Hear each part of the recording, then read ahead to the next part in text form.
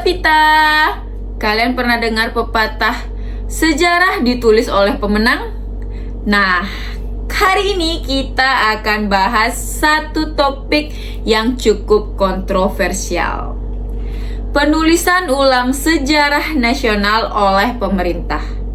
Lebih mengejutkannya lagi, dalam proyek ini hanya 2 kasus pelanggaran HAM berat yang dicantumkan.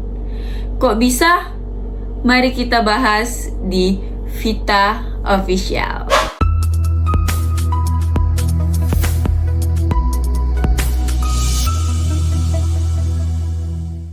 Fadlizon, anggota Komisi 1 DPR RI, mempertanyakan keputusan pemerintah yang hanya mencantumkan tragedi Jambo Kepuk dan Rumah Gadang sebagai kasus HAM berat dalam buku sejarah resmi.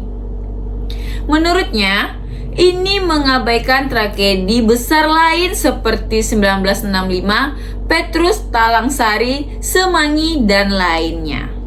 Sobat Vita, mari kita lihat beberapa kasus pelanggaran HAM berat yang selama ini jadi bagian dari sejarah kelam Indonesia.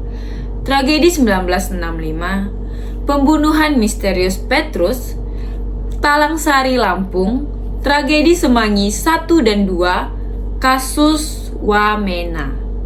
Semua ini tidak disebutkan dalam proyek penulisan ulang sejarah. Dengan menghilangkan sebagian besar kasus dari catatan sejarah resmi, ada kekhawatiran besar distorsi sejarah. Apakah kita sedang diarahkan untuk melupakan bagian-bagian kelam masa lalu?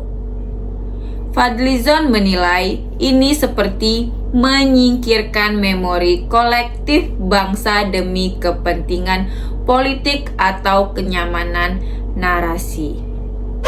Sobat Vita, sejarah bukan hanya masa lalu. Ia adalah pondasi moral dan arah masa depan.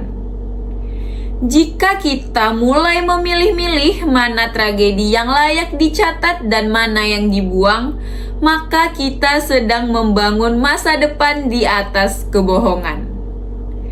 Siapa yang diuntungkan dari narasi tunggal ini? Nah, itu tadi ulasan tentang kontroversi proyek penulisan ulang sejarah nasional yang memicu kritik Fadlizon. Bagaimana menurut kalian? Sobat Vita, haruskah semua kasus pelanggaran HAM berat dicatat tanpa terkecuali? Tulis pendapatmu di kolom komentar. Dan jangan lupa like, subscribe, dan aktifkan lonceng notifikasinya. Sampai jumpa di video selanjutnya. Dadah!